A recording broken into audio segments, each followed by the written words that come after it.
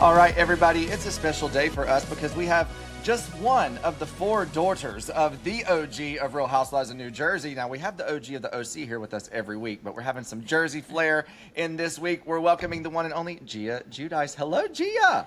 Hello, Hi, thank Gia. you guys for having me. Hi, Vicki.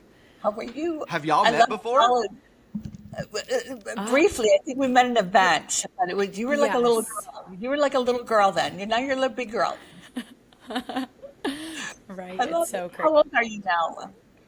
I'm 24 now. Okay, good for you. I love it. Yeah, it's crazy. I still like say 23, but I I'm know. like, Brianna started when she was 17 and she's 38 now. So figure that. so crazy. Goes That's so fast. crazy. I know. I Wow. mean, you look great. Most you. I want to be 24. Well, Vicki, you said Brianna started when she was 17. Gia, what were you like 3, 4, 5 when you started filming?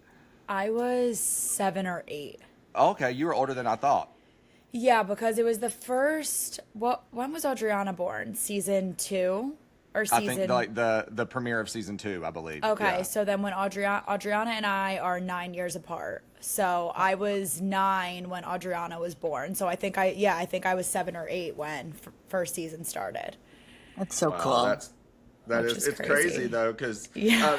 do you remember like realizing? Because I feel like when you're young and there's people, I guess, in your house a lot, you just think they're part of they're part of the family, part of the crew, I guess. But Well, yeah, I mean, especially when we started filming, it was funny because we were moving into our new house in Montville that my parents had built. So there was so much chaos happening in that time period anyway, because we yeah, were so excited to get out of our rental and finally move into our new house because my dad had us in this house that he had just bought in like 10 minutes away from our house that we moved into, but we were like the house was in the woods. Like our playroom, my dad couldn't even reach the ceiling. Like we were so ready to get out of this rental. And well, I guess it wasn't a rental because he had bought the house. And so then we moved into it because he was like, why would we get a rental if I just bought this house? Because then he was going to flip it and sell it. And so we lived in it for 2 years while they were renovating while they were, rebuilding the new house. And then yeah, it was crazy. wow. I love Do, good, do good you memories, right? remember like yeah? Do you remember realizing though like the difference between I guess these are people that are working with your family as crew, Yeah. like not just Yes. friends. So, I mean, I actually had just asked my parents about this recently. I was like, did you guys like, have a discussion with us before joining the show? And I figured it was no because we were so young and it was their decision ultimately. But when I was younger, my mom was constantly bringing me back and forth into the city. I was dancing, doing gymnastics, I was acting. She had me in everything. She was bringing me back and forth to the city for auditions. So as a little kid, I always wanted to kind of be a movie star. Like I always wanted to be on TV. And so when this all happened, I think it was my dream as a little girl to always Yeah. be on TV, so I thought it was fun. I always loved the cameras around. I bonded with all the producers, so it was always fun. Love it. I guess Love until it. it wasn't, but it was fun. Famous last words, yeah. Vicky, how were your kids with crew and stuff? Even though they were older, but what was that like? Yeah, they were 17 and 18. Michael's 39 now. They were good. Our crew was really friendly. We had one of my favorite producers on, Amy Elkins, and she really became friends with Mike. And that was what he wanted to quit. He's like, "What are we doing, Mom?" I'm like, "I don't know. We're going to film for 4 weeks, and it'll never air. And just wear what you ever want to wear." We had no idea it was ever going to be anything. So I wore my stupid brown pants for my opening and my sky top, and we had no idea that it was ever going to be a show. So it was like, okay, whatever. Yeah. You want to see me working? I'm not working. So it was, I but think the that kids were was like good. the same mentality. Yeah, it was Michael's con. It was good until it wasn't, like you say, Gia. It was good until it wasn't. And then they capture the good and the bad, right? Yep, always. It was And, good. as we also kind of grew up on it kind of was up to us as, kids if we wanted to stick around with it or not. But then kind of as our lives unfolded on The Real Housewives of New Jersey, my mom was left alone at points, obviously, when my dad went away and all that stuff. So I always felt like I kind of had to step up on the show and be there for my mom. Whereas my other sisters, they did it when needed. So, and when it was necessary. So my sister Gabriella is very private, and she has always made that clear while growing up on the show, because as she kind of Yeah. realized and evolved into it, she was like, yeah, actually this is not something I want to be a part of. And she, is killing it at the University of Michigan, has so many things ahead of her, like in the finance world and just in general. Like, it's very private when you're working in that field. So she takes that really seriously, and her life is very private. And Melania, she likes it. She likes the spotlight. She's kind of more so, I think, just she realizes, seeing what I do every day, kind of how much your career can grow and blossom and the opportunities that come from it. So she's still navigating it, but she's at the University of Tampa, so she's also trying to enjoy being a college kid. And then Adriana is like still figuring it out. She's 15, and it's funny, like she'll randomly go public on TikTok, and then she'll get the comments and she'll be like, actually, like, I'm gonna go back private because I'm actually not I'm not liking what's going on. So she's still navigating it and seeing like where she wants to be. I think she's kind of stuck in the middle with it. Gabriella's like fully out of it, Adriana's stuck in the middle, and then me and Melania are in it. Yeah, Yeah. good. I love that. The beauty of this is you can do what you want. It's your life, and you can elect to be fully public. Brianna's very private. Michael's kind of like, oh, I don't care. I don't know what I am. Christian, what am I? Am I private? You're as public as they come, boo. You are. Okay. Well, I think, and it was funny because I just had a guest on my podcast, and we were kind of talking about it on when to shut it off. Like, if you can shut it off and completely step away from the public eye. And I think you really can never step away from it. Like, no matter what, Vicki, your family is always going to be a well-known family. Yeah. Whether you're keeping up with the Joneses right now or you decide to kind of fade out with the trends, people are always going to know who you are. Like, same with my family. Even though some people in my family want to keep themselves private, the Giudice family is still a well-known family. Like, you're always going to be in the public eye. I have to compliment your father. I love your father. I love your father. I had a chance to meet him, Juicy Joe, a couple times, and just please give him my love. I think he's just a quality, incredible man. I love watching him and cooking, and I just think he's great. He really is one of the best. Like, he's one of the best people that I know. He's just always so happy, so positive. And, the cards that he was dealt, the cards that my mom were dealt, they really do just keep such a positive attitude. And yeah, like, they really just keep pushing forward. Because especially, my mom going to jail for, like a minor, it was very minor what she went away for. And I think when you are in the public eye, you are used as an example so that it, scares the public to not do the same things that, have happened to the people in the public eye. I wanted to go back to something too you said about, I think it wasn't Gabriella, it was Adriana. You said how she sometimes makes her TikTok public and then she'll see a comment and she's like, never mind.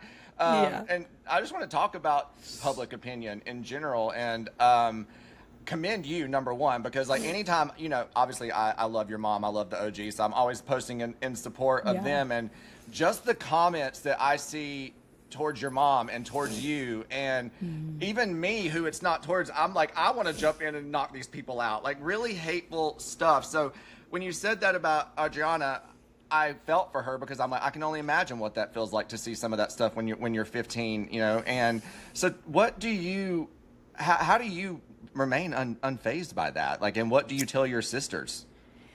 I think, even my mom growing up, it was always kind of just ignore, ignore, ignore. And just like growing up in an Italian household, it was always like, you got to have tough skin. And even like when everything was going on, my grandparents would always tell us, even when we were little, don't cry. I don't want to see you cry. If you cry, it's going to make me upset. So it was always like that tough skin mentality. And then now, honestly, just because of, the growth, I filter my comments now. Okay. I fully filter my comments. Listen. And I don't even care to admit that. I mean, you got to protect your space yourself. It's just, if you're going to flood my page with negative comments, just do it somewhere else. Like I think growing up in the Bravo world too, the Bravo world, we have loyal fans, diehards, people who love us. But then we also have fans that fucking actually, I think, would rather us like 10 feet under, like bury us. Like, I want you out of here. Opinionated. They're so opinionated. It's like, go away if you don't like me. Why do you have to comment? And they'll never see your face. It's only behind the keyboard, Oh, 100%. And I think, that is the hardest part, because as much as they are so loyal, they can also be so vicious. Yeah. And I think like our network experiences that the hardest. I just, that's my opinion. But then, especially now, because influencing is such a big thing, and you see all these influencers growing platforms, and that's obviously, my career now as well, influencing and content creating, and as well as being on NextGen. So I kind of have the mix of both, of influencing and reality TV. So I get the mix of both comments. But if you look at influencers that have built their platform, all of their fans is really like everyone who loves them. Like all of the comments are so positive. Like there are really rare negative it really is rare for people to comment negatively like on these influencers pages, and I respect that so much, because I'm like, yeah, if you love the person, then comment. If you have nothing nice to say, like just go somewhere else. Yeah, go and follow me. I'm blocking you. Brianna and I have had, people that are just negative. Michael doesn't get it very much, because Brianna and I have gotten it. And I said, Brianna, just don't read it. It's negative. Yeah. It's block the people and move on. Go to the people that love you. Why are they following us if they don't like us? Like, just go away. Go follow people you love. Like, that means that they've got issues if they're going after people they don't even know. I mean, Gia, they don't know us. They don't know your mom. They only see that snippet of edited Vicki or edited Gia, edited Teresa. So it's hard. But I loved it. I mean, I'm off right now. I'll see you at BravoCon. But yay! Okay, good. Yay! I'm passing the torch of the Lifetime Achievement Award, so I'm very excited to give it to Candy. Oh, that's amazing. I'm keeping my trophy, right, Christian? I'm keeping my trophy. We're going to make sure that they know that the trophy itself gets to stay in Coto de Casa. Yes, but the honor is passed on. Yeah. I'm not keeping it up. I love my trophy, the shark trophy. Oh gosh, I know, that's awesome. So funny. So, Gia, are you stressed doing it all? The press and you're influencing and the show? Are you having fun with it? I'm having fun with it. Honestly, like working is my vice. I love working, and I hustle. Someone that likes to work. Yay! Another lady on Bravo who likes to work. Yes. No, I love it. I mean, I'm still at my mom's right now, but in the fall, September, October, I am making my move closer to the city, just because I'm in the city like 4 to 5 times a week for work, whether it's filming my podcast, Amazon Lives, events. So, and I typically drive in. So, sometimes it'll be 45 minutes in, an hour 30 home. Like it's exhausting after like a long day of work. So I've kind of come to the conclusion that I really need to do this for myself and my career. So I'm excited. There's a lot of moving parts, but it's all in a positive direction. Well, you're making big bucks now, so you can afford to do it. Bravo bucks, hey. So, as you get older, you could be a housewife, because that could happen. Yeah. I remember, just real quick, I remember when I was graduating high school, going into college, my dad said, what do you want to be? And I'm like, I just want to be a housewife. I want to be like my mother. I just want to be a housewife. So be careful what you wish for. Anyway, it seems like Bravo had a plan of their own with the NextGen YC. Did you pitch it? Who pitched it? Did they pitch you? I think that's exciting. So, yeah, so basically Brooks Marks brought the idea to me. And I think he was I'm assuming that he kind of was in talks with a production company, and then they pitched the idea to Bravo. We filmed a sizzle, and then it all kind of happened. Seems like Bravo loves it now, because now they're talking about a NextGen LA, and they kind of want to start making this like a franchise, which I is called that, by the pretty way. cool. I just want to say. Yeah. Yes. Well, it was funny because, I mean, I guess the name could have worked either way, but the original name that NextGen was maybe going to be was Making It in Manhattan. Yes. But it still could have worked, Making It in LA. So it still could have worked, but they chose NextGen, I think, because it's like a younger demographic. And I mean, it was a lot of fun. I think as you just grow and learn more about yourself every day, it's crazy, because I felt like I've been on reality TV for so long, but then when you're in the front seat versus the back seat, it is so different. I was always there kind of as, just trying to like hold the peace and keep my family happy and protect our happiness. So I felt like throughout my life, and now it's kind of just instilled in my personality, that I was always the protector of my family, and I always was very opinionated, because I always wanted everyone to make the right move. And when you transition into this like reality TV world, as much as you think that you are looking out for everybody, sometimes that could come off a different way and maybe come off a little harsh or a little judgmental. And I now see that, like, now I've learned throughout NextGen, like, okay, I'm not a protector, I'm a friend. Like, I need to transition more into not being so like in the way that I was on Jersey, to now just really being myself on who I am as a friend. But I think just because growing up on Jersey, like, that was who I was, and that was kind of what I was used to, that the transition was actually more difficult for me than I thought. Yeah, I can imagine. Wow. Now you're not part of the family. Now you're doing something. So are your sisters on NextGen? I didn't know. Is it just you? No, it's just me. Yeah, because a lot of it is like involves drinking and stuff, and my sisters aren't 21 yet. So hopefully maybe like Melania will come on in like 2 years. We have to get Melania on. The people would die. Yes, they would die. They would die. I mean, please, I get those comments too. Your sister's better than you. I'm like, honestly, there's no competition, so let her be better than me. It's okay. We're all in a big family. I know. So I remember when Michael Brand turned, I believe it was 18, they got their own contract, and I'm sure that happened. Yes. And that was a nice thing for them, because otherwise they were getting a day rate of very little, $5,000, whatever. Yeah. But then when you turn $5,000 a day is not. I mean, that's most people would they only celebrate filmed that. maybe 2 or 3 days a season. It wasn't like a big deal. So I just think for a high schooler, I'll take the $15K. Of course. That was good. Minus California taxes and everything, they might have made $7. So it wasn't. I mean, that's the thing. Half your paycheck literally gets taken. That's like insane. And you got before the agent fees, yes. Yeah, the lawyer fees, and everybody else gets their little piece of the pie. So I'll never move to Cali. It's a beautiful state, but holy crap, you gotta just bend over. And California, I'm from Chicago originally. I'm not a California native. I love living here, but it's brutal. Like, I want my daughter to come back here. She's now in Oklahoma. The school system, and this is a lot going on. It's not like how I raised my kids. Everything is different. So that's a whole other subject. So California is a great place to live until it's not, right? Gotta make a lot of 100%. Kind of like reality TV is a great place to be until it's not, like y'all said. Yeah, I think everything's good until it's not. Yeah. Gia, I'm curious too. What was the process? Not even negotiations, but just the talks. Like, how long was the process? Of getting onto NextGen, and were you nervous? Did you ever have any hesitancy about doing it?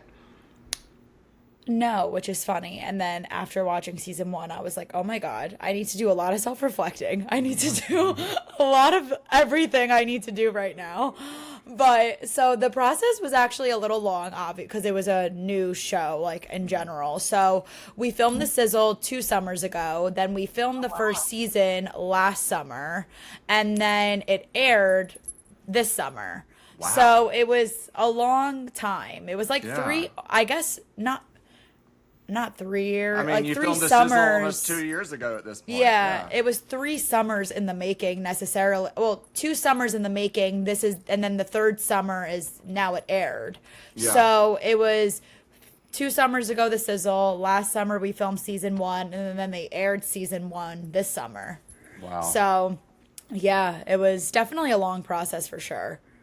And no, I wasn't nervous. And then all of a sudden I'm like, Gia, just shut your mouth. Just shut your fucking mouth. It's hard.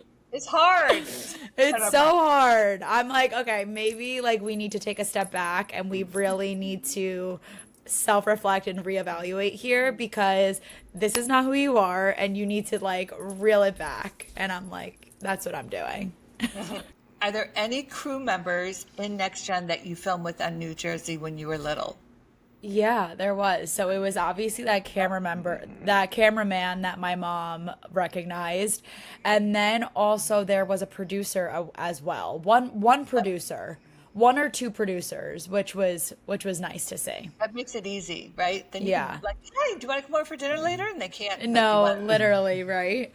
And you're like, help me out. Like, Is it like the first day of school, like you show up and see who's in your class, like you don't know until you get there? literally. Wow, that's kind of terrifying. I mean, Jersey, it became pretty consistent as, they stuck with the same production company, obviously. But I feel like when you start out, the production companies switch up a little bit, and that definitely happened on Jersey. Like, we had a production company season 1, and then they changed it season 2, but towards the end, the final, like the last couple seasons of Jersey, it was pretty much the same production company, and became really close with a lot of them. Is it, and this is the only time I'm going to mention this in this interview, but because now you've had to always, everything's been so Housewives of New Jersey focused, and now even you're doing full press tours and stuff for NextGen. Yeah. But obviously those Jersey questions are trickled in still about your aunt and uncle. And so I just wanted to know, do you get tired of constantly being asked about them, or how does that feel? Yeah, I think we all know the chapter's closed, and people who are close around me, especially in the Bravo world, will kind of just even make press outlets or people aware, like, just X out that question. It's kind of, it's just, I don't even think the fans really want to hear it at this point. I think it's, it's just, it's so over with, and it's, I mean, people can dream of maybe what they want to be the end game, but it's and it's like when you were on Watch What Happens Live and you had to do the like least iconic to or most iconic to least iconic. You know what? I should have just drank. I should have just drank. You should have downed the whole damn drink. I should have just drank. Again, I was like, wait, this isn't the worst question, but I was like, shit, I should have just drank. And I mean, and also I was so like frazzled because I was like, okay, what do I do? And then I was like, all right, whatever. I answered it. And I was like, but like, then also Dina is an OG. So like, she also has had such iconic moments. Yes. And so she like, I don't want to like say that she should have been first, but like, I was like, I was so conflicted because I was like, I was so in the moment, 100%. And like, cause people still say Dina's iconic lines. Like, she wanted to skim me and wear me like last year's Versace. Like, exactly. She has so many iconic moments that, she really should have been first. And then Dolo, and then Jen, and then obviously the last one. But you know, that would have probably been my order if I thought about it correctly. But I was like so frazzled. And I even said it to Andy when we went on a commercial break. I was like, I should have put Dina first, right? And he was like, yeah. I was like, well, I hate these questions. I hate these questions. You have to be quick. You have to be a quick thinker, right? I know. I'm like, I hate these questions, Andy. And I was like, of course you had to ask me a question like that. And I'm also, there's only 50 other Jersey housewives we could have thrown in the mix, you know? Right? It's like, oh my man. God. So Well, overwhelmed. your reality world isn't ending on Bravo either, because you and your mom were just announced this week as cast members for the next season of Special Forces, which to me is the show that I would not make it past day one. And Old Fashioned Garden on Instagram wants to know, speaking of, what made you and your mom want to do it? So basically, the opportunity came to us through our managers and, you know, obviously how that works. But it got brought to us. I started watching it. My boyfriend's sitting there watching it with me, and he goes, oh my God, I would love to do this. This is so sick. This is crazy. Like, I would die to do this. And I'm like, okay, like, I'm a little nervous. Like, but then, yeah, like, I'm a little scared. Then it took a while for my mom to actually say yes. She was going back and forth on it for a little bit because she isn't that great of a swimmer. She's not like, you know, I think maybe if she was a little younger, she would have been more, like, it would have been more enticing for her to do it. But honestly, as my mom has gotten older, like, she's gotten a little, like, she's gotten more scared of things. And right? You know, she's gotten a little more scared of things and not as, you know, she's not as willing to do things. Yeah. And so she was, like, really scared, and she really was. And I then was kind of just trying to persuade her in a way of, Mom, even if you leave the first day, I leave the second day, like, let's just say we do that. Like, it's the point that, like, we went there, we started this together, and we're obviously going to end up doing one or two things together that we would probably never do in our lifetime. So I was like, let's do this. This is a memory that I will have forever. You'll have forever. And this is something that I'll get to say that I did with my mom, which a lot of people would never have the opportunity to say. Even filming a reality show with your mom is the same thing. Like, it's a gift. Yeah. They brought you a gift. You can open the present and have fun with it. But if you're on one or two or three, it's exposure. It's fun. It's a little paycheck. Yeah. Exactly. How many episodes or how much days till you film to the end? Isn't it like a competition?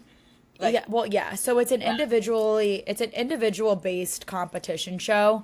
As much as it is individually based, you really do work together as a team. And our cast was phenomenal. We all bonded so much, like family for life. Like, and as crazy as it is to say, Richards on with you? Was Denise Richards on? No, she was on the season before. So we actually and ruptured talked. her breast implant. I just want to say, to remind people how intense this show is. Yeah. So then when my mom heard that, because she ended up talking to Denise before we went on, when Denise told my mom that she ruptured her breast, my mom was like, you've got to be fucking kidding me. Movies. Like, yeah, she was like, she's like, I'm not getting another surgery. Are you kidding? And, but so, you know, the cast was really so amazing. We really all bonded so much, and we were all motivating each other. Like, it was crazy. It was probably one of the most rewarding but hardest things I've ever done in my life. And then they, like, this is also just like my like take, and it's just no insult to NextGen, but like, I obviously loved NextGen and loved that I'm a part of it, but I'm really, really proud of Special Forces. And just like how like I have so much more appreciation now for our military forces and just everything. The sacrifice and training that they go through to keep us safe is really incredible. It's and I saw it firsthand. You know, I did some of the challenges and tasks firsthand. The DS, they were amazing, and they were my biggest motivators too. As much as they were screaming in my face the whole time, like they really pushed me through it. Absolutely. Just talk to me in a lower voice. I don't want to be yelled at. No, literally, like I probably cried almost every day, but as I'm crying, they're like, get up the hill, and I'm like, oh my god, like I'm gonna die. But I am way more excited for Special Forces to air. When will it air? Do you know when it will? Yeah, Thursday, September 25th on Fox, and then you could catch it the next day on Hulu. Great. Nice. That's so I guess you could just exciting. say I'm more proud of Special Forces. It really shows, it just shows you like Tenacity. raw, like it shows you at your most raw and vulnerable state. Like this is who you are, and like I loved it. Well, can't wait to see it. Congratulations on that. Thank you. You're rocking and rolling, girl. Hey, I have a question for you. This is random. How does your boyfriend handle it? You being famous? Like Yes. my husband didn't like it. My current boyfriend doesn't like. Like it's hard for these guys, you know. It Unless definitely is hard when you come from such a private world. You know, my mom experienced that with Louis too. It was definitely a really crazy transition. But I think he also sees how happy this career makes me and how much I just like thrive off of it. And I love the hustle. And he did make a couple appearances on NextGen, and he was okay with it, and everyone loved him. And I always, you know, it definitely took a lot though, because my boyfriend and I have been together for 6 years. So he, in the beginning, it was very, no, we've been together since I was a freshman in in college, and we've been through it all. But so he's also kind of seen me grow throughout these years, which has been really cool. And I wouldn't say he necessarily loves it. I mean, I don't think any guy that's not in it, like, you know, I don't know. He doesn't love it. He definitely doesn't. He also just does it because he knows that it makes me happy if he's a little present.